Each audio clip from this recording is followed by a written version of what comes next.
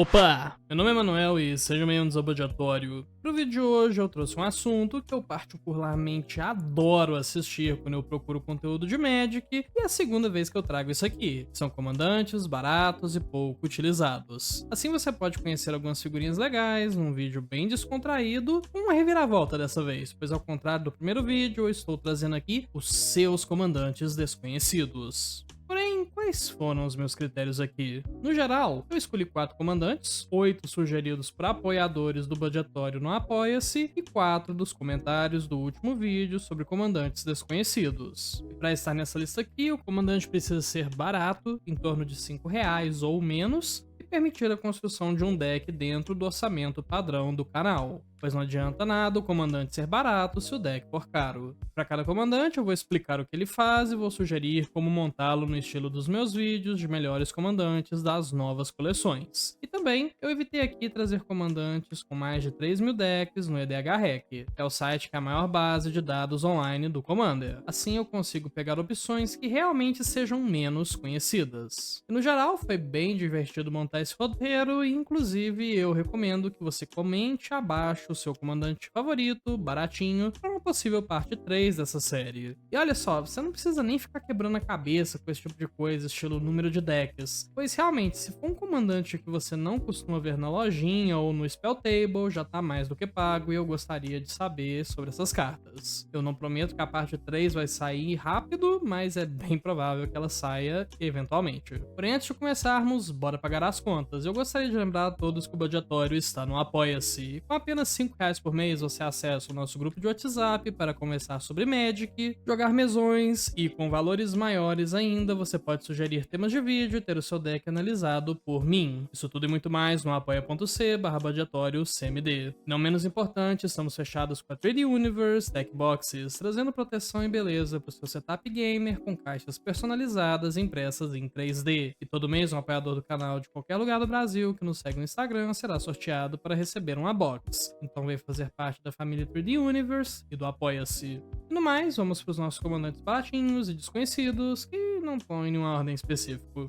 Para começar, eu separei o comentário do Big Axel Rose 1, que diz que: "Fala meu camarada, sou muito seu fã, obrigado, adoro essas budgets que rodam em muitas mesas." E ele cita aqui alguns comandantes pouco utilizados, como a Ovica, que já tem vídeo aqui no canal, o Idris, que eu admito caiu em desuso, porém mais importante, ele menciona o Jorkadin antigo, que seria o Jorkadin, o prevalente. Uma criatura lendária, humano guerreiro 5/4 por 5 manas, 3 quaisquer, uma branca e uma vermelha, que tem iniciativa e habilidade de maestria com metais, que diz que as criaturas que você controla receberão +3/0 se você controlar 3 ou mais artefatos. Eu quis começar com esse aqui principalmente por conta de uma lembrança engraçada, pois como eu disse, eu gosto muito de assistir esses vídeos de comandantes pouco conhecidos. E se eu não me engano, um dos primeiros que eu assisti foi do Elba, onde ele menciona já ter montado um Jorkadin, Voltron, cheio de LD pra meter porrada, e logo eu achei bem bacana ver essa sugestão aqui também. Enquanto eu não vou necessariamente sugerir que você monte uma lista de LD pra usar com Jorkadin, eu acho que esse comandante pode sim ter passado por uma revolução nos últimos anos que o tornou muito mais viável. Pois veja bem, nunca foi muito difícil de ativar a habilidade dele, pois mesmo as pedras de mana que você vai utilizar para rampar o seu comandante mais cedo já ativam por si só a maestria de metais. Porém, um problema que certamente existia era a utilização de uma quantidade exagerada de limpezas de mesa que podiam acabar com seu campo de batalha numa lapada só, matando o JK, que agora custa um caminhão de mana para reconjurar,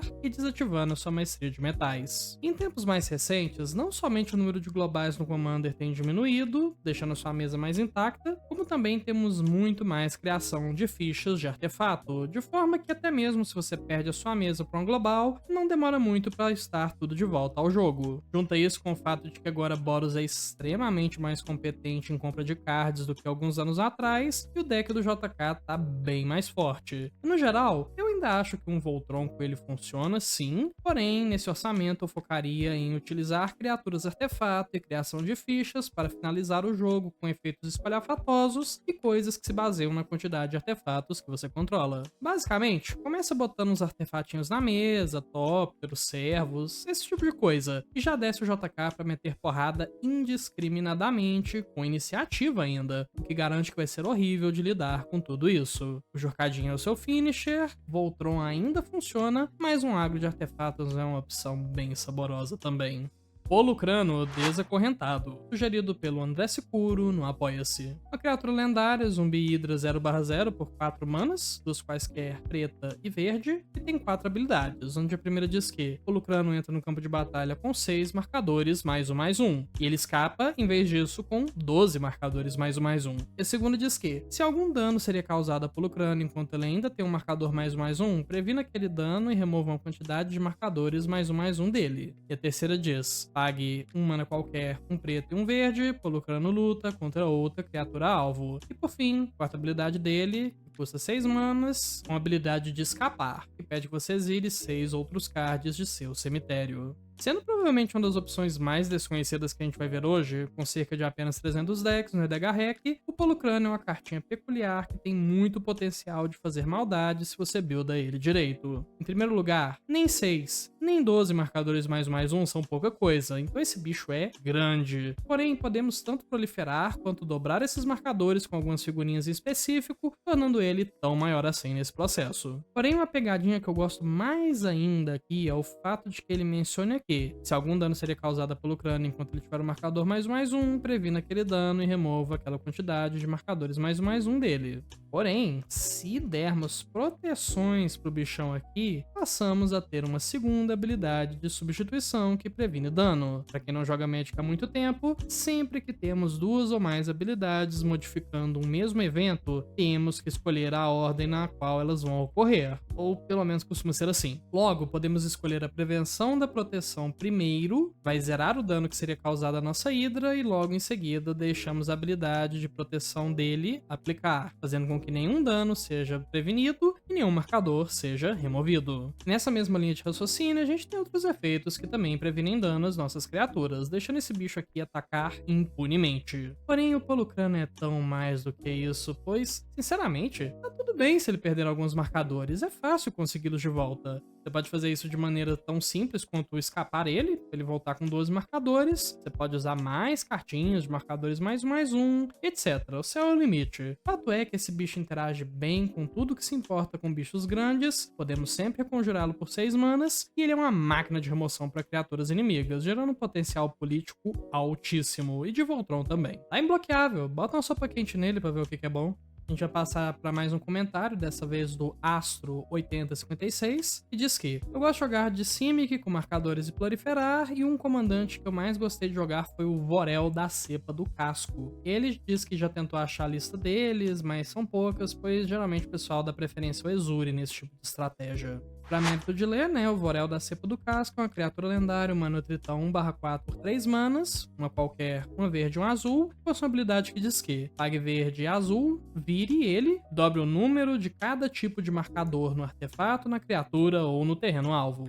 Olha, o Astro tá correto, pois de fato o Vorel é um comandante que já foi famoso, mas que caiu em desuso ao longo dos anos, tanto pro Exure quanto para qualquer outro comandante da miríade de carta que a Wizards lança todo dia. E olha, desuso não significa inútil. O Vorel é interessante por uma série de motivos. Em primeiro lugar, pois a sua habilidade é bem mais potente do que uma proliferação comum. O Vorel dobra todos os tipos de marcadores na permanente que ele está dando alvo, em vez de adicionar só mais um. Logo, na primeira ativação, se ele der alvo a uma coisa que tem apenas um marcador, ele vai sim ser tão eficiente quanto um proliferar, mas ele fica exponencialmente mais perigoso para cada uma de suas ativações. Em vez de botar apenas um marcador, ele bota 2, 4, 8 e por aí vai. Ah, mas Emanuel, ele é muito lento. Quem que vai ativar esse bicho aqui 3 ou mais vezes no mesmo jogo? O Commander tá muito rápido pra isso.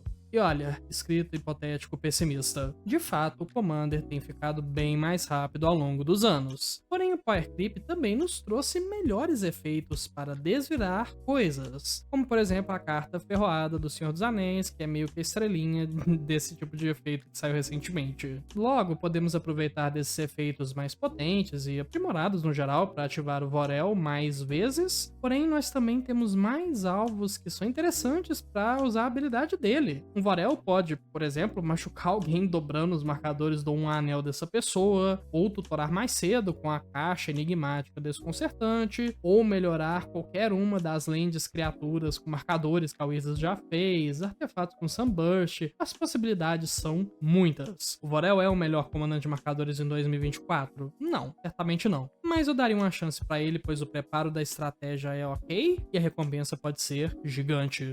Bruenor, Martelo de Batalha, sugerido por Matheus Berto no Apoia-se. Uma criatura lendária, não guerreiro 5/3 por 4 manas, duas quaisquer, uma vermelha e uma branca, que tem duas habilidades, onde a primeira diz que cada criatura que você controla recebe +2/0 para cada equipamento anexado a ela. E outra que diz, você pode pagar 0 em vez de pagar o custo de equipar da primeira habilidade de equipar que você ativa a cada turno.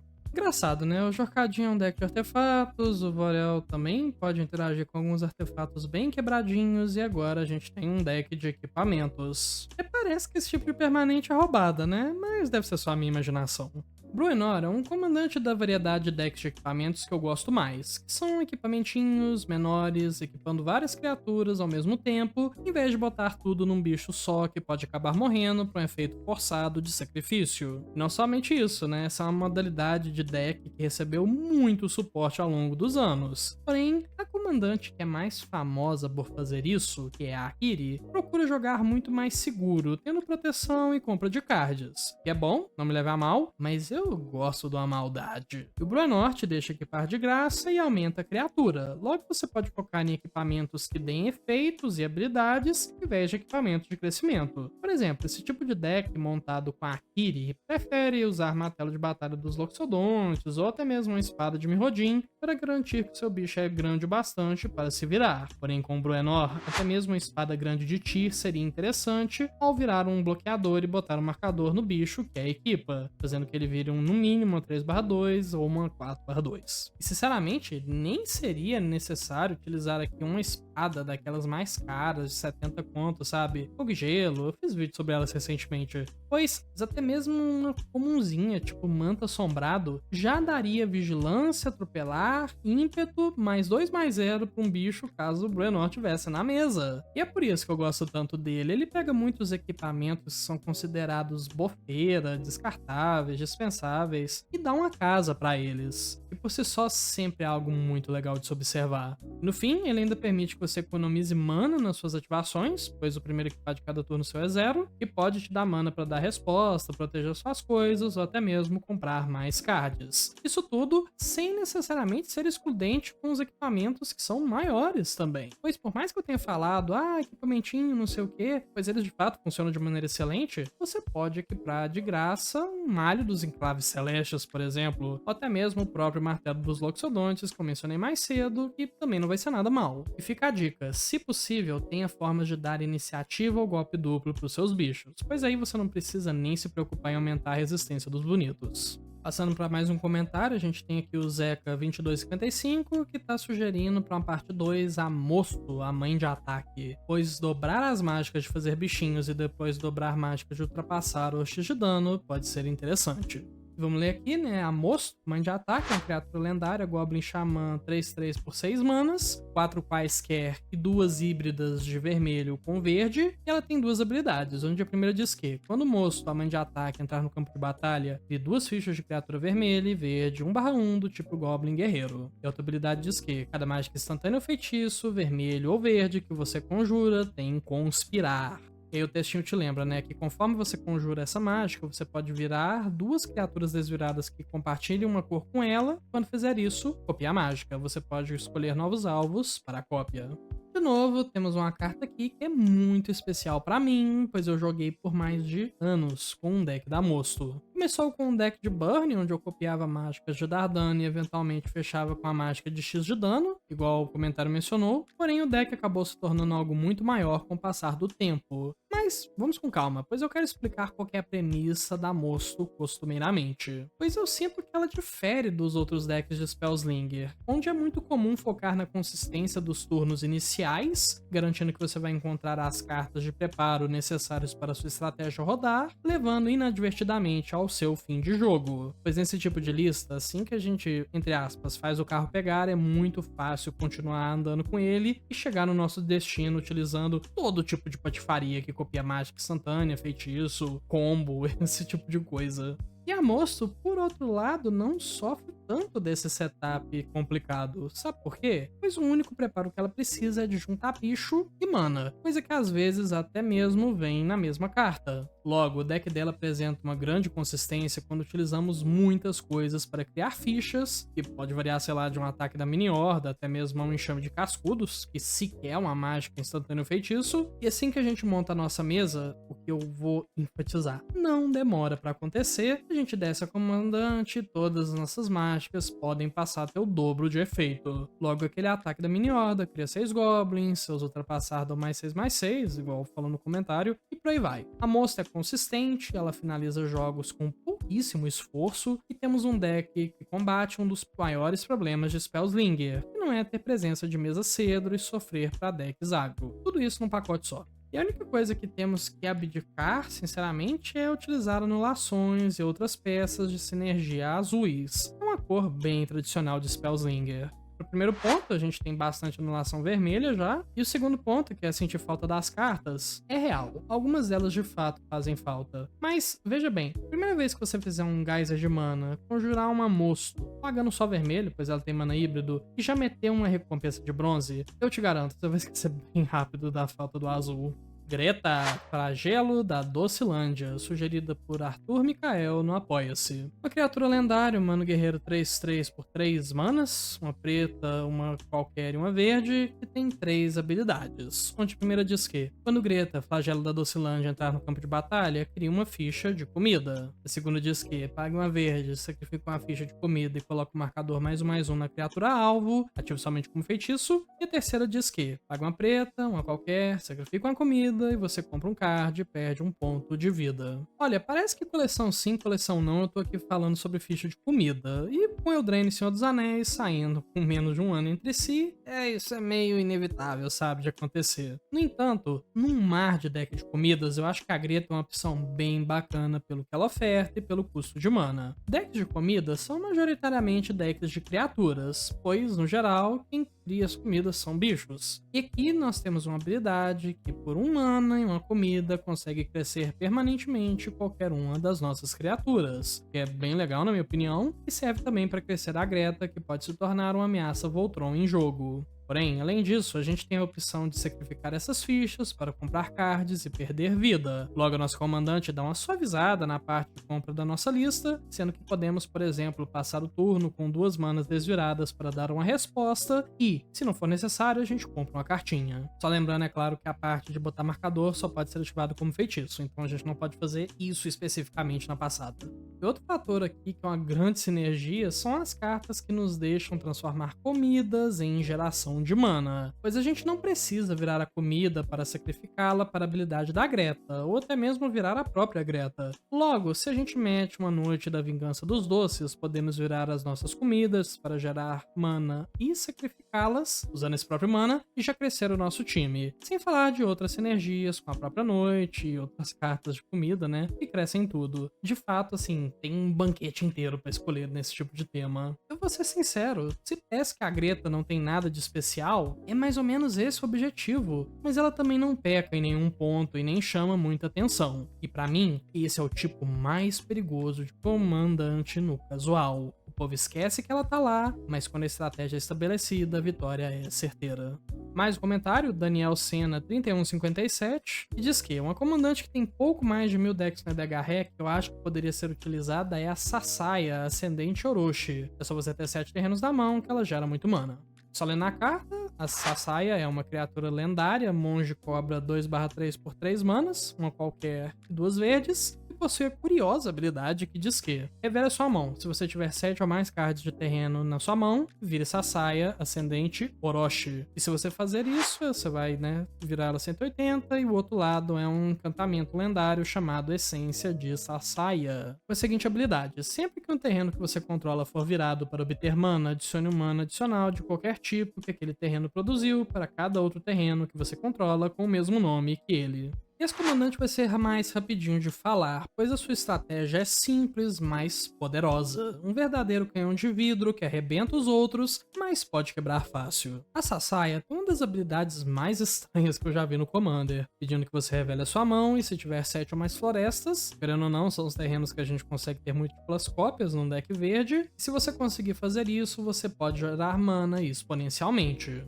E há bem 1 ou 2 anos, junto do usuário Magical Hacker no Twitter, eu fiz um deck de Sasaya que utilizava cerca de 69 florestas mais tutores para ativar essa habilidade com extrema consistência. O resto da lista, como dá pra imaginar, são formas de capitalizar em cima disso, como aquela formiga que cria fichas, ou aquele bichinho porco-espinho que dá mais um para cada mana gasto, tá aí na tela, esse tipo de coisa. E no fim das contas, esse aqui é um deck bem diferentão, que faz coisas explosivas, como, sei lá, você vira 7 florestas e gera 49 manas, faz um calhamaço de coisa, mas termina sendo um deck baratinho, pois a maioria da lista é composta por terrenos básicos. E rapaz, se não dá uma sensação de orgulho quando você ganha com isso aqui? Pois ainda tem isso, essa certamente não é a melhor opção no Commander pra Mono Green, mas, Deus do céu, se eu não prefiro ser estompado pra isso aqui, em vez de, sei lá, Anagilon e Eurico.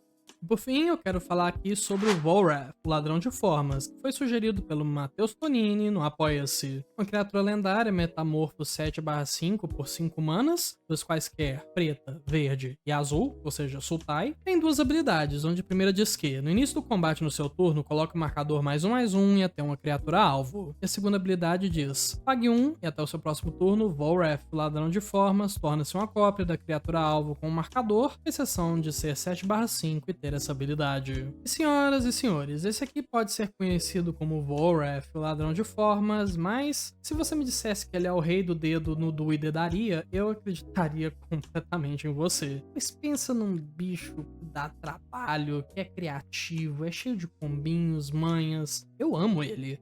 Eu amava o meu deck dele. E com Volrath, você pode montar tanto uma estratégia de marcadores -1/-1, pois ele é verde e preto, que é a casa desse tipo de efeito, e como um deck de marcadores vai funcionar bem, sim, ok. Sendo honestamente mais segurado pelo fato de marcadores -1/-1 não serem lá essas coisas do que qualquer outro fato.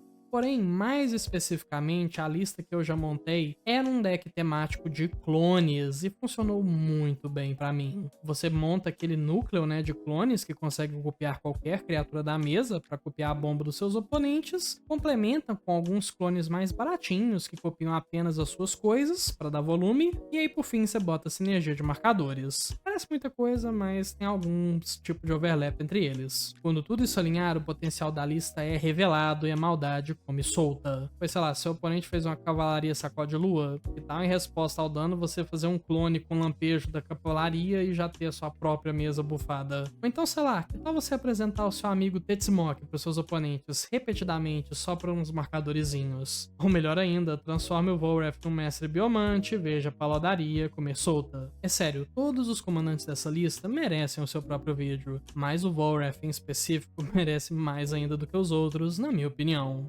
E bom, por hoje é isso. Obrigado por assistirem até aqui. É sempre um prazer estar com vocês e ver uns comandinhos baratex. E não se esqueçam de comentar aqui os seus favoritos para uma possível parte 3. Inclusive, fique um salve para todo mundo que comentou no vídeo passado, pois sem vocês esse vídeo literalmente não seria o mesmo. Eu queria deixar aqui um alô a todos os meus apoiadores, vocês que fazem isso acontecer, e em especial um alô aos nossos patrões generosos Isaac Spalenza e ao João Lucas Rores, pelo maior nível de apoio ao canal. Muito obrigado, gente, já é de coração. Dúvidas, sugestões de vídeo ou qualquer outra coisa, deixe um comentário abaixo. Eventualmente eu leio tudo e respondo caso seja necessário. Obrigado pela sua atenção, até lá eu sou o Emanuel, e esse é o Budgetório. Até mais!